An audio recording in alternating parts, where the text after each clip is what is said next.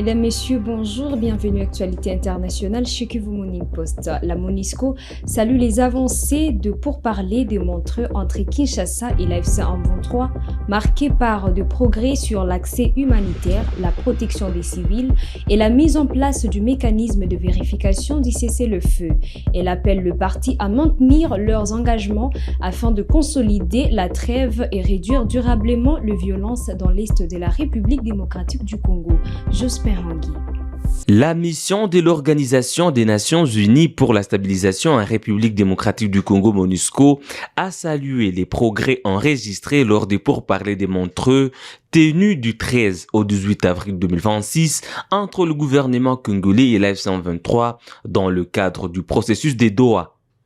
Dans un communiqué publié à Kinshasa, la mission onusienne indique accueillir favorablement ces avancées diplomatiques et encourage les parties à maintenir leur engagement. La MONUSCO accueille favorablement les progrès enregistrés à Montreux lors des pourparlers tenus du 13 au 18 avril 2026, souligne le document, précisant que les discussions ont été facilitées par le Qatar, les États-Unis, l'Union africaine, avec la Suisse comme pays hôte. La mission note avec satisfaction les avancées vers la signature d'un protocole sur l'accès humanitaire et la protection judiciaire. Elle appelle les parties à maintenir leur engagement afin de conclure rapidement cet accord en vue de mettre fin aux souffrances des populations civiles affectées par le conflit. Elle se félicite également des engagements pris en faveur d'un accès humanitaire rapide, sûr, durable et sans entrave dans le respect du droit international humanitaire et de la protection des civils, notamment des femmes et des enfants.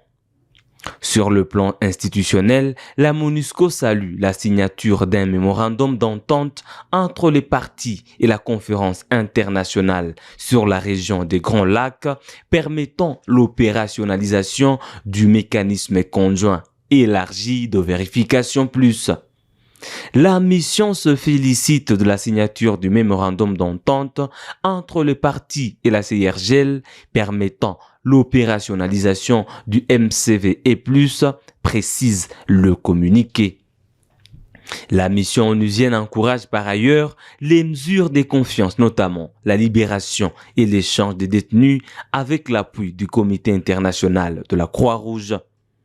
Elle insiste enfin sur la nécessité d'un mécanisme de suivi crédible et opérationnel du cessez-le-feu. Un mécanisme crédible, transparent et opérationnel de suivi et de vérification du cessez-le-feu est essentiel pour contribuer à la réduction des violences, rappelle la MONUSCO. La mission réaffirme sa disponibilité à soutenir sur le plan logistique et technique la mise en œuvre de mécanismes de vérification conformément aux résolutions du Conseil de sécurité des Nations Unies. Le réfugié congolais originaire d'Uvira vit dans une précarité jugée extrême dans plusieurs camps au Burundi, selon les acteurs de la société civile du Sud Kivu. L'annonce du retour volontaire portée par le Haut Commissariat des Nations Unies pour le réfugié et les autorités burundaises est perçue comme un soulagement par la société civile et les personnes concernées. Depuis environ 6 mois, le réfugié disent ne recevoir qu'une assistance humanitaire très limitée, estimée à environ 30 000 francs burundais, soit près de 5 $ américains dans certains camps. On est désolé par rapport à ce qui se passe au niveau de Bousouma. Là, on est au Burundi, parce que nous avons déjà fait plusieurs alertes. Et il faut quand même comprendre que les gens sont en train de vivre dans des conditions difficiles. Et les réfugiés, je parle des réfugiés qui sont au niveau de Bousouma. Et que ces gens-là vivent dans des conditions difficiles. Par la simple raison, tout simplement, ils ne sont pas bien assistés. Deuxième chose, si je vous dis assister, donc sur le plan alimentaire et sur le plan sanitaire, ça pose problème. Parce que vous allez voir maintenant, certains commencent à fuir, même s'ils sont bloqués. Mais il faut quand même préciser que ni ASER, ni gouvernement burundais ont déjà montré leurs limites. Et que c'est nous les Congolais qui sont en train de mourir au niveau de Bousouma. Nous, on a proposé seulement 2 choses. Le fait que maintenant le gouvernement burundais et ASER ont montré des limites pour l'encadrement de ces réfugiés Et ça devait se faire selon la convention portant statut de réfugié de 1951, ce qui n'est pas le cas. Nous, on demandait qu'on laisse une certaine liberté à ces gens-là, au lieu de les faire sacrifier à chaque fois qu'on est en train d'enregistrer des morts, suite aux mauvaises conditions des filles, qu'on laisse les gens rentrer eux-mêmes. Parce que tout simplement, les temps qu'on est en train de prendre pour quand même laisser, si vous voulez bien, les gens puissent attendre, c'est créer encore des vies et des vies. Nous allons continuer à enregistrer des morts et des morts. Nous, on propose à ce qui est facile, qu'on laisse les gens rentrer chez eux facilement et cela va aider la chose. Parce que le problème majeur, c'est quoi? Il y a des propositions qu'on a toujours données et que la population est en train de souffrir, la population réfugiée est en train de souffrir et qu'il y a une seule voie où que le gouvernement burundais essaie qu'on laisse les gens rentrer facilement au lieu d'attendre des procédures que je suppose on n'a pas de moyens pour faire rentrer les Congolais burundais donc, qui sont au niveau des cas de Rwigi. D'abord, nous faisons l'interview, nous sommes ici à Uvira. Est-ce que vous n'avez pas que les activités ont repris? Donc je vous dis que la vie est normale à Uvira. Et je vous dis, il y a même certaines parties du territoire d'Uvira. Ce n'est pas la raison. La raison que la sœur et le gouvernement burundais doivent dire au monde entier que nous n'avons pas de moyens pour quand même faire entrer ces gens ici, chez eux. Et que la seule solution, nous, on est en train de demander, et là même, c'est un message fort pour le gouvernement de Kinshasa de comprendre que ce sont nos compatriotes congolais qui sont en train de mourir sur le cas de Boussouma Rwigi. Donc la seule solution, qu'on laisse les gens rentrer eux-mêmes. Chaque famille va se débrouiller et utiliser leurs propres moyens pour quand même faire rentrer leur propre famille à la maison. Au lieu de stocker là, parce que je vous dis, on ne fait pas 2 ou 3 jours, vous allez rester plus de 10 personnes qui sont en train de mourir. Or, c'est inconcevable. Les gens ont besoin, la vie, c'est un droit pour chaque citoyen congolais. Et je crois que la meilleure façon, c'est laisser les gens rentrer à la maison comme ils veulent, au lieu de les bloquer au niveau des Rwigi qui sont en train de mourir chaque jour. Je vous dis, il y a des élèves qui ne sont pas retournés jusqu'à présent et que maintenant l'année va bientôt se terminer. Donc, ni les enseignants, beaucoup de gens ont raté leur travail et les élèves sont bloqués. Nous pensons que ce qui est très important, vu que ACR ainsi que le gouvernement burundais ont montré leurs limites, qu'on laisse les gens rentrer chez eux pour quand même commencer leur vie. À Washington, le ministre congolais du Commerce extérieur, Julien Paluku Kahongya, a pris part à un panel de haut niveau consacré aux politiques publiques en Afrique pour la croissance industrielle et à la création d'emplois. Devant de responsables de médias nationaux et internationaux, il a plaidé pour la mise en œuvre d'actions concrètes sur le terrain afin de transformer les politiques économiques en résultats tangibles, notamment en matière d'industrialisation et de création d'emplois sur le continent africain.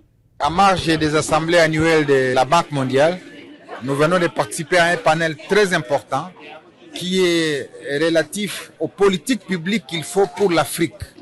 Parce que depuis des années, depuis des siècles finalement, l'Afrique tarde à sortir de sa pauvreté, de son isolement. Au nom du gouvernement congolais, donner ma contribution autour de quelques questions. La première, c'était de dire les pays qui se sont développés ont commencé par définir des politiques industrielles robustes. Mais pour y arriver, il faut de l'énergie. Voilà pourquoi la RDC a choisi, à travers la volonté du président de la République, le développement du projet Grand Inga pour que nous nous rassurions que l'électricité est fournie à tous les Congolais, mais également à 300 millions d'Africains. Cela va permettre à tous les pays africains de développer le secteur industriel. Parce que sans énergie, il n'y a pas d'industrialisation du continent. La deuxième chose, c'est que pour que le commerce soit fluide entre les États, il y a un obstacle. Ce sont effectivement les freins liés au coût logistique. Et donc, le deuxième pilier après l'électricité, c'est le développement des infrastructures, à la fois ferroviaires, à la fois routières et à la fois portuaires, pour permettre à ce que le commerce intra-africain, qui est évalué à moins de 20%, passe d'ici 2030-2035 à au moins 50-60%. Le troisième pilier, c'est la digitalisation.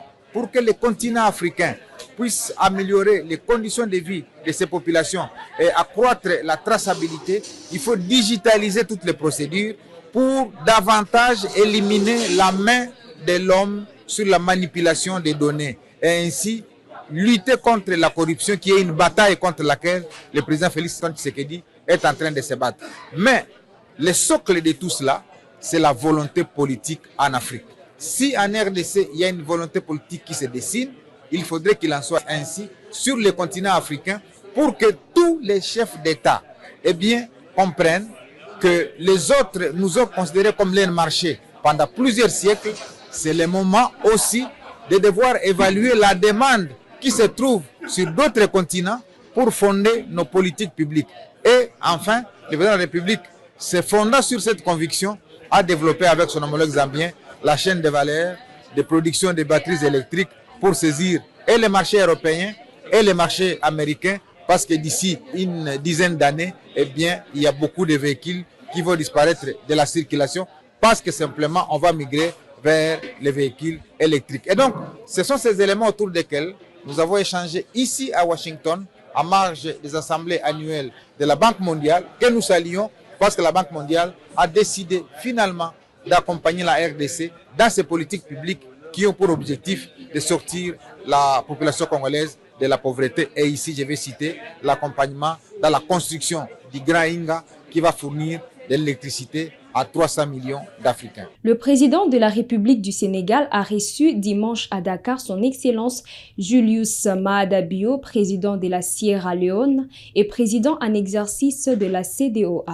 Le chef de l'État sierra-léonais est à Dakar pour participer à la 10e édition du Forum international sur la paix et la sécurité en Afrique, consacré aux enjeux sécuritaires et stratégiques du continent. Reportage. L'avion du président Julius Maada Bio atterrit à l'aéroport Léopold Sédar Senghor. Le président sierra-léonais est accueilli par son homologue, le président Bassirou Diomaye Faye, qui lui souhaite la bienvenue à Dakar.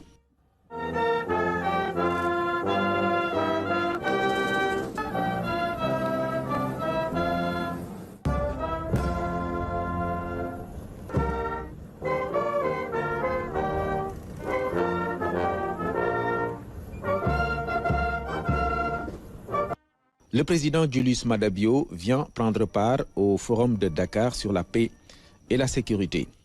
Cet événement majeur réunit les acteurs internationaux pour aborder la stabilité, l'intégration et la souveraineté du continent. Après un bref entretien au pavillon présidentiel de l'aéroport Léopold Senghor, le président sierra-léonais a regagné son lieu de résidence avant de retrouver le président Bassirou Diomaye Faye ce lundi au CICAD pour la cérémonie d'ouverture du Forum de Dakar sur la paix et la sécurité.